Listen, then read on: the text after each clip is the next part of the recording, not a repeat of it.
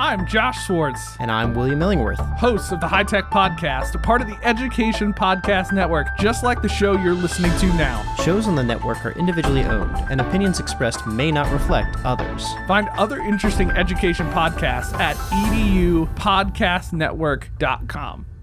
Hello, Empowered Principals. Welcome to episode 355. Welcome to the Empowered Principal Podcast, a not-so-typical educational resource that will teach you how to gain control of your career and get emotionally fit to lead your school and your life with joy by refining your most powerful tool, your mind. Here's your host, Certified Life Coach, Angela Kelly Robeck. Hello, Empowered Principals. Welcome to today's episode, and I have a very special guest for you. Her name is Dr. Jamay Fisher. She and I have just recently contacted one another and felt like we became friends overnight. It was sensational to meet. We actually met, and I'm going to have her tell you a little bit more of this story, but we actually met through a different coaching program. We were both clients of a different coaching program, a business building coaching program. And she found me in that program and we connected. And I loved her work and her message so much. It is such a valuable conversation that we are about to have to share with you guys today. And I asked her if she could please be on the podcast because I think this message, this conversation will stimulate some really rich thoughts about the upcoming school year and just development as a leader. So, Jamay, welcome to the Empowered Principal Podcast. Thank you, Angela. I'm really excited to talk more with you about this specific topic. Like you mentioned, we talked about a lot of different things, but we both really care about educators and we really care about leaders in education, specifically in the industry. And we especially connected on that because I come from the world of education too.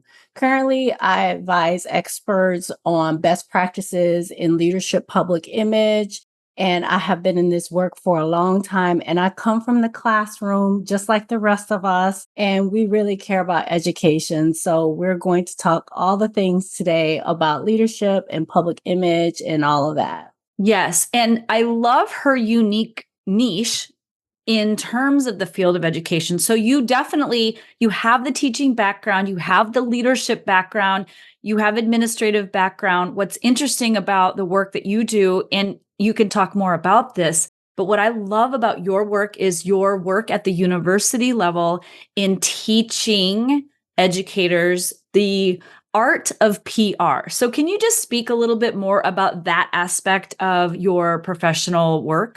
It is definitely an art indeed. And I did not come into education thinking I wanted to work in PR. I actually came into education because I wanted to leave PR. So, I worked on Capitol Hill. I come from the world of politics. My first degrees are in political science, and I worked on Capitol Hill for two members of Congress, one senator and one member of the House, both representing the state of Minnesota.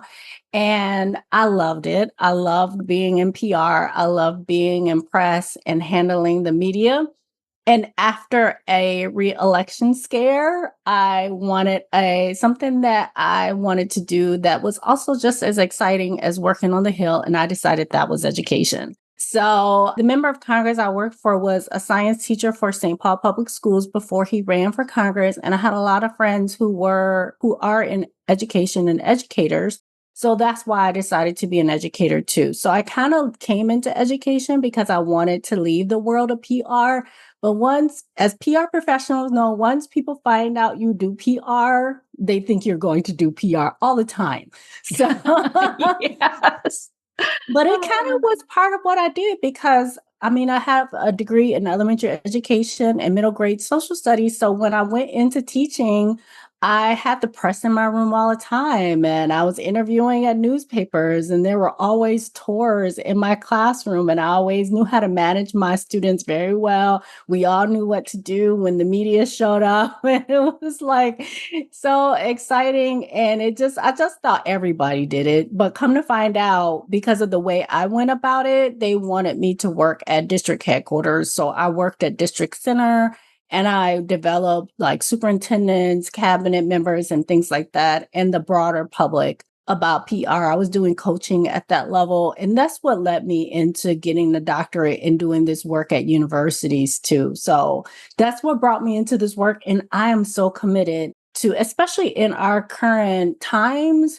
Some of us grew up when social media was not as big as it is now. And the media is still the media, but it operates in a different way. And I read an article this morning about teachers and educators and even members of education and leadership who worked in cabinet who lost their jobs because they did not necessarily know how to manage the media well. And I think that as educators who are committed to helping educators grow and being leaders in our own space, it's important for us to know how to manage the media the best we can. And I don't think we're typically taught that. So definitely not taught that. And I agree with you.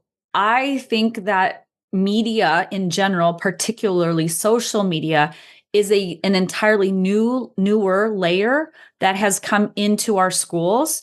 You know, we have students with phones and access to media. We have teachers and staff, and we have families. And there is always a presence of social media on our campuses, which brings a new element into our leadership understanding and the skill set required of us to navigate that. And I know I have been impacted by social media, and something as simple as like the local newspapers are now electronic. They have blogs, they have comments and opinion sections where people can go in anonymously or not and communicate and speak their opinions regarding you or your school or a staff member. And so there is an additional layer to be thinking about in social media. So tell us more about some of the teachings that you do with your students at the university level in terms of ideas, tips, strategies for them to think about as they're entering into the field of education.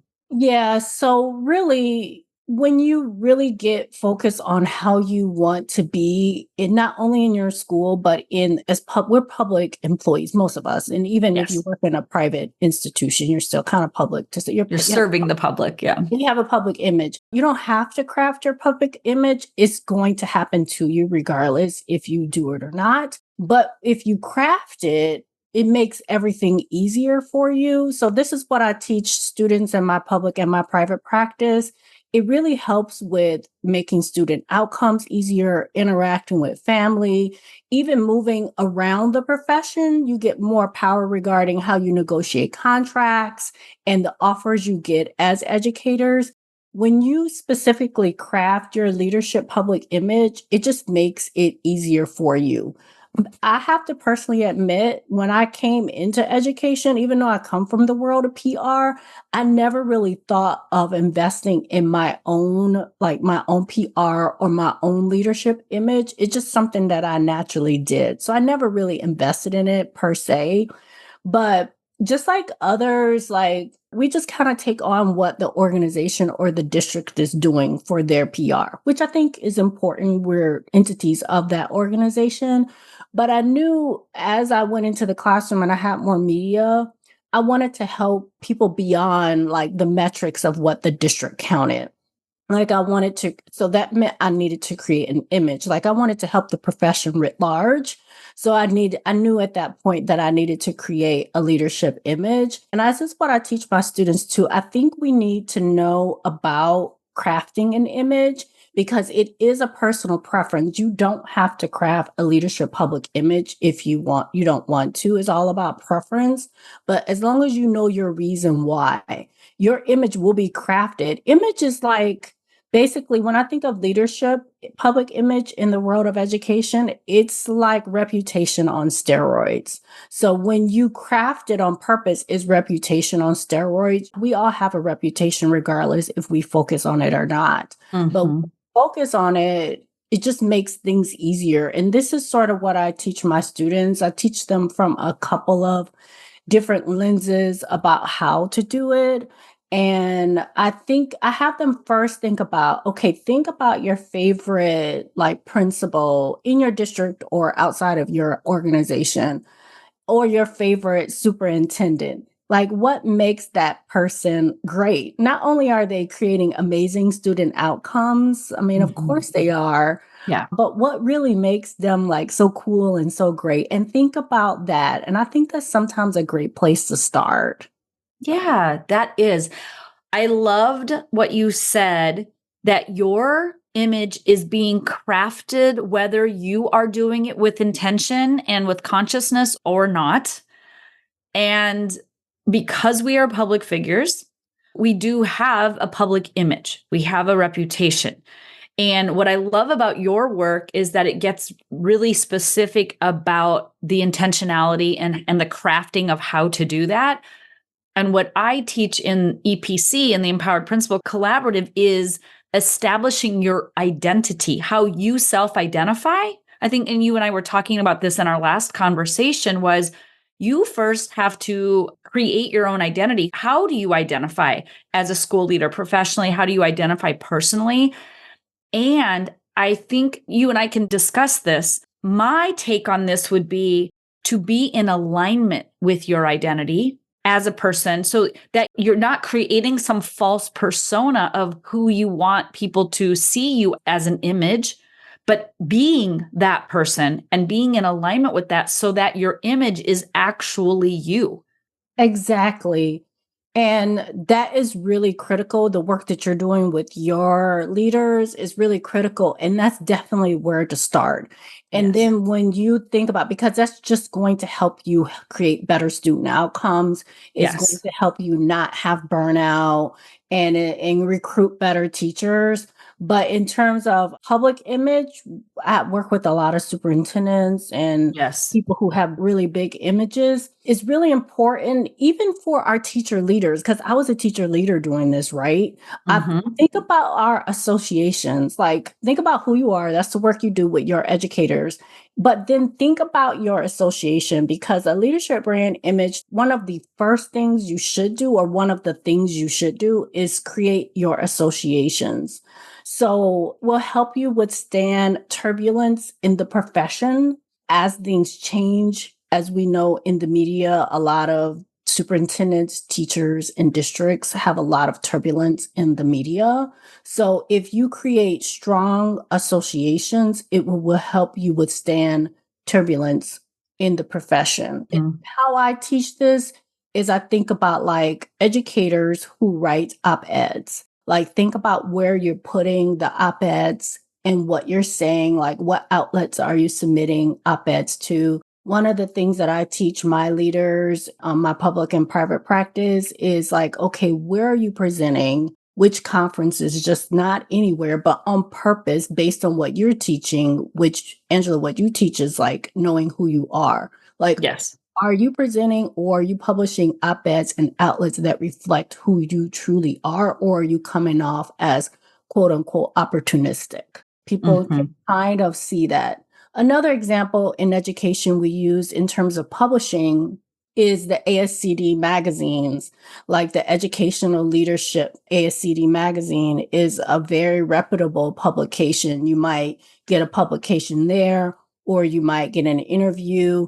And you're doing this because you have to know your big why. Like, why are you doing this? And most of the time, people create in education, create leadership brand images because they want to make a bigger difference in the profession outside of immediately what they're doing in their school. So that's one way I think about creating a leadership brand image and how I teach it too. So Yeah. That's why I feel like our work that we do, it's in conjunction with one another. It's in combination because I cover leadership, right? And so I'm doing, here's how to be a new leader. Here's how to approach situations. Here's how to time manage, plan, balance. I'm trying to teach them that identity and stepping into their empowerment. I love this content because it's so specific, but yet it's so critical because I do think, and I've had this experience personally. I wish I had had you as a mentor back 10, 15 years ago when I was a principal, but it matters. What people think of you matters. And if you're out of alignment with who you are, or if you are playing principal by day and like, I don't know, like it's not aligned to you personally, like you're one human. So Or if somebody misconstrues and now there's a perception that isn't you, isn't in alignment with who you actually are, even that is something to have to negotiate, to navigate through, because you have to deal with people's misperceptions of your personality, your persona, your image. And like you said, navigate those storms. And I have found personally, and with my clients, the best way to navigate through storms, and you'll have them because you're a leader, you're a public figure, is alignment. It's knowing yourself so deeply that you tether yourself in what is true for you, where your values are, where you stand, and owning mistakes. We're human. It's not to say you're going to wipe your image squeaky clean for the public. It's to own our humanness. And I'm sure you have ways that you teach this, but what speaks to me is you're not here to avoid public comment, scrutiny, or misunderstandings. It sounds to me like you're asking people to look at their image as a part of their job and craft it proactively, knowing that. And those associations, that's something I hadn't thought of before. I appreciate that input because that is a part of image, but you're doing this proactively, but to strengthen who you are and grounding yourself in certainty so that when the storms hit, you are tethered during them. That's one element of it. So going back to creating these other associations in higher ed, let's use higher ed as an example. Each state and each region has their own, whatever associations. But let's think about an example in higher ed, and that might be Harvard. So when people think of Harvard, they think of excellence, like the best in class, the gold standard. So when families or the public, they know Harvard, but when they meet you, they don't know you. So let's say, okay, they know Harvard and they know what Harvard represents, but they don't know you. So when they get to interact with you, you might have your degree on the wall, which would say Harvard, or they find out from your resume or your CV that you went to Harvard. So they create an association. Oh, Harvard represents best in class. Oh, this person must be an excellent educator. So they associate you with excellence. And that goes back to where you're putting your op-eds and where you're showing up if you're writing.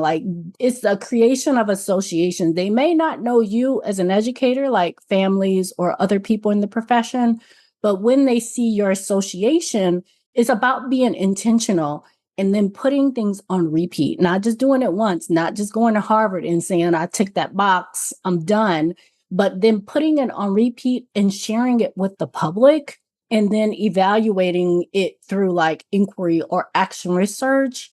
And I would say this is one thing that Angela is good at too. And that's why I think your work is so important, Angela, is because you help people with inquiring about their profession outside of their institution. I think that it's important for educational leaders to seek mentorship or guidance or advising outside their district resources because their district resources is very focused on the district. But when you want to craft a leadership public image, you need to think about, okay, how can I impact my own practice and the profession outside of just what the district is doing, and then putting it on repeat and sharing it.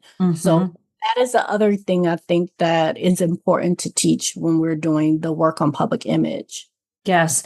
And this aligns to my message on, in order to be, I feel like this is the equation that maximizes empowerment for school leaders. It's your identity then creates an influence. You could add image into this too. Your identity and your image creates influence, which creates impact, and that creates a legacy. Yes. Right. So if you're a leader who really strives to be the top of class, make the biggest difference, you have to identify as a leader. You go internal and identify yourself, and then you create this image, and you would work with Jamay to build up that PR and that image of where you're at and where you want to be. That builds up your level of influence, which generates impact. And that is where you craft a legacy that goes so far beyond who you are today at this particular position in this particular school, you're crafting an image for your life, your career, and the ripple effect of that and the impact you're creating. It has no bounds. It's limitless because you are expanding your reach, you're expanding your image, right? To not only be, I'm the principal at this school right now, I'm an educator, an empowered educator whose legacy and image continues to evolve and expand throughout the course of my entire career. Exactly. And that's a commitment to the profession and the career. And a lot of educational leaders can't withstand turbulence because, first of all, they haven't created a series of association. It's just not one. Like, say, you didn't go to Harvard. You don't have to go to Harvard. You could do anything you want, but it has to be a series of associations and you have to put it on repeat. And that's where it's a lot of distractions, especially as leaders. We get pulled in a lot of directions. So it's important that we put our image on repeat, and it helps us to withstand the turbulence that might come up in an organization or just in life in general. And you can withstand it better when you put it on repeat, you share it, you make more associations. And I think one thing that I noticed too, a lot of people don't do this. Clearly, Angela and I are fans of doing this, but a lot of educators in leadership, who are teacher leaders or licensed admin, some of them worry about giving up their successes now.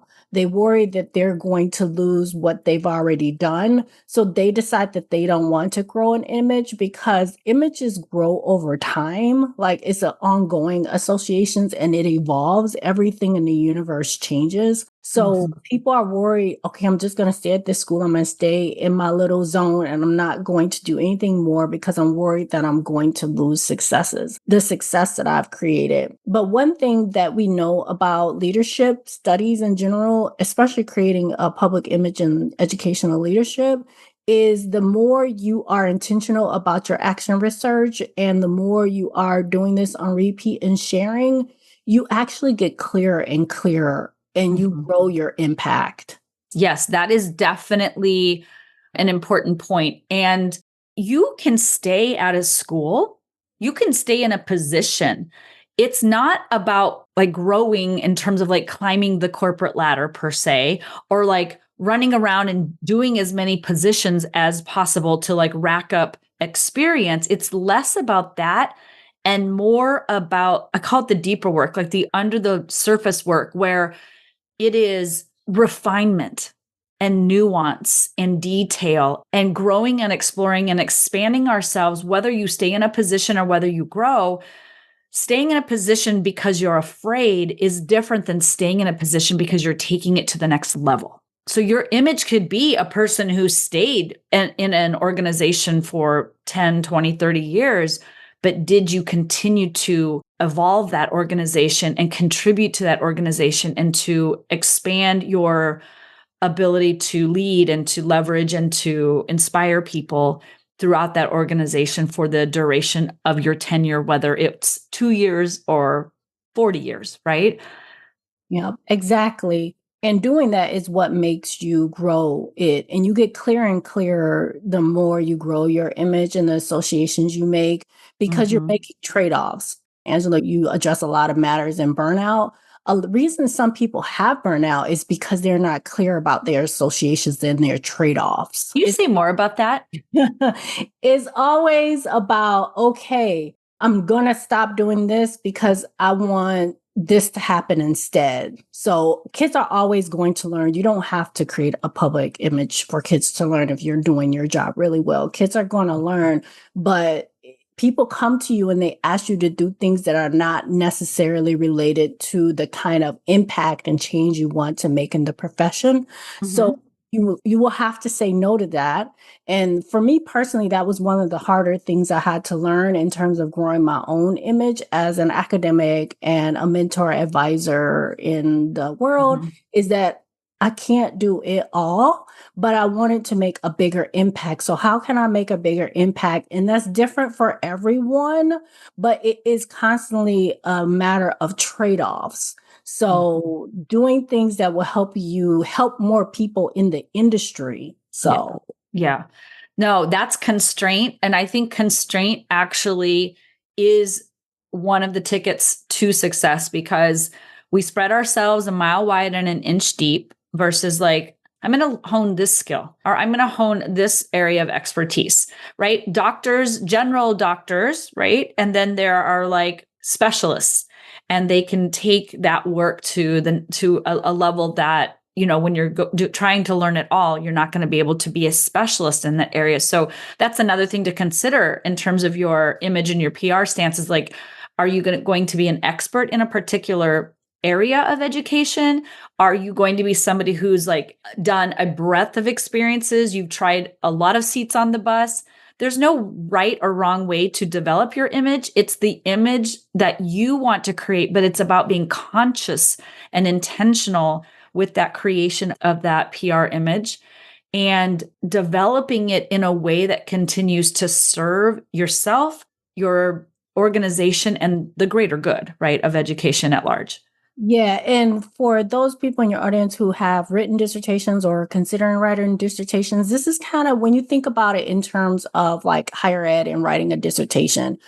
Okay, so when you write your literature review, even if you're doing action research in a school or inquiry in a school and you're not doing it for a dissertation, but you're doing it for professional development, like there are certain things you include in the lit review and certain things you don't include in a lit review. So let's say you're working on like teacher retention. So you're trading off writing about teacher retention versus like standardized testing. We're in the industry of helping kids learn. So like whatever you do, like you're still going to help kids learn at the end of the day, but you're just focusing on, and this is for leadership public image too. Like if you want your expertise to be on teacher retention, you might not show up on an interview related to like standardized testing, for example. So it's just a really always a thoughtful, intentional choose this or this. So yes. Can I switch gears a little bit for a moment? Because I think we talked about this last time we spoke as well. And shifting gears from like the personal identity and the personal image and what you're crafting for yourself and your legacy in terms of your career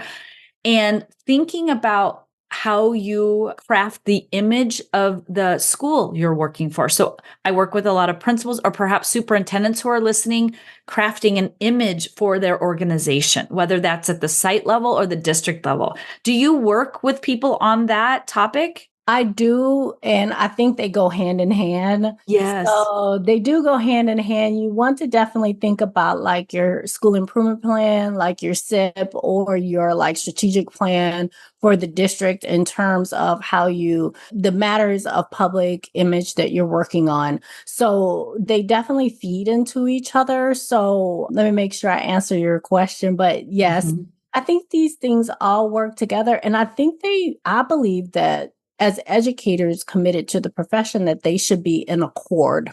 So I think that they need to inform each other because that's how you excel with the community members, with like creating like strategic plans. This is kind of how you get things done in the district too.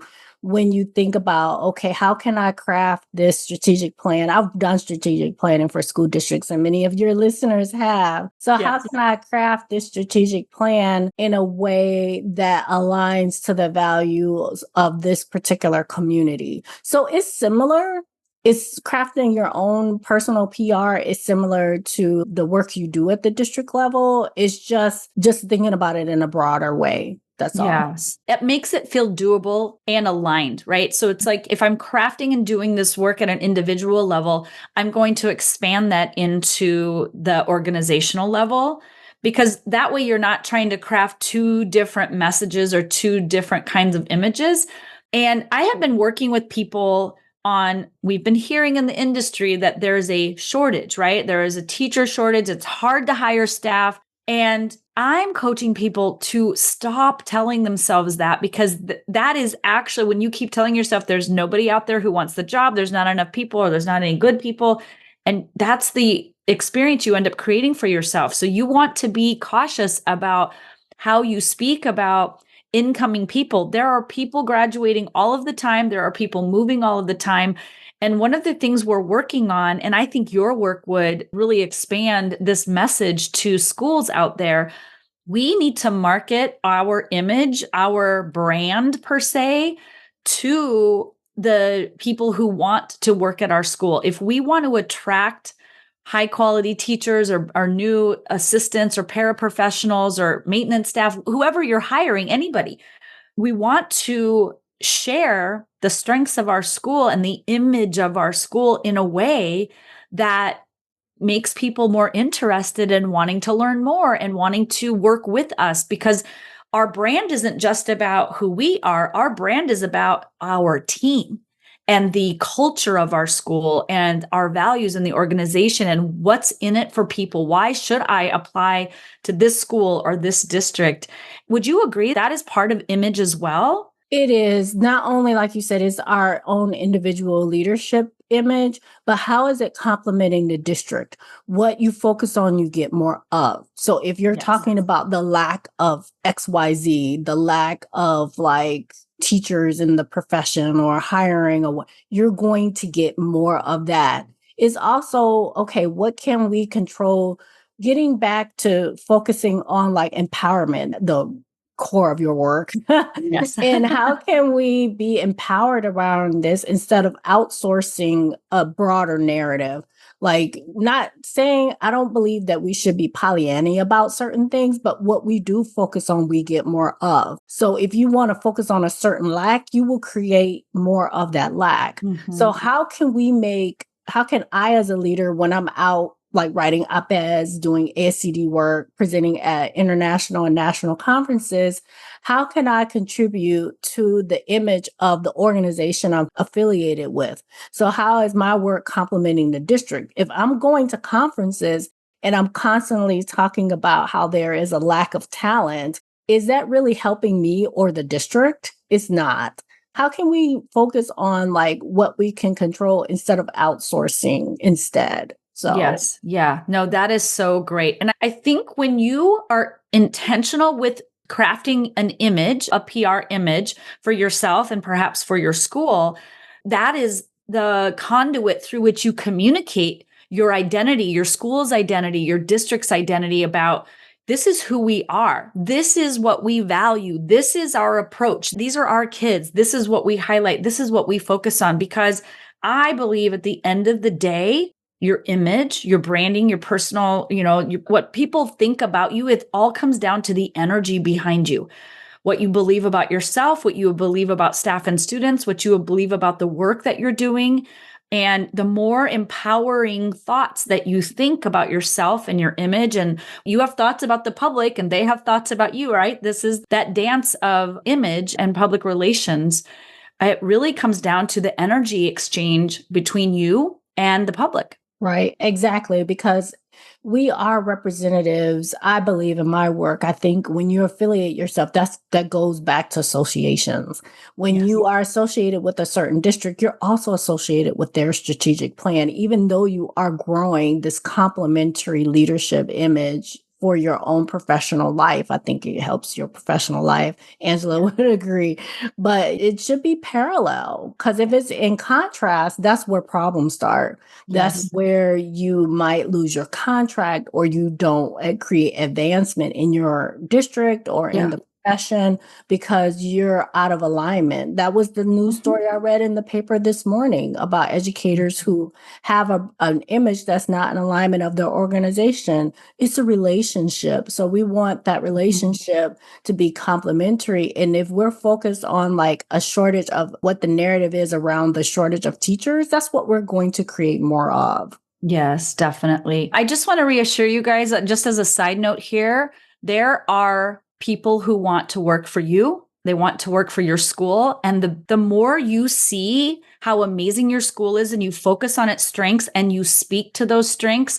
you will attract people who want to be at your school, who desire to support, whether they're support staff or certificated staff.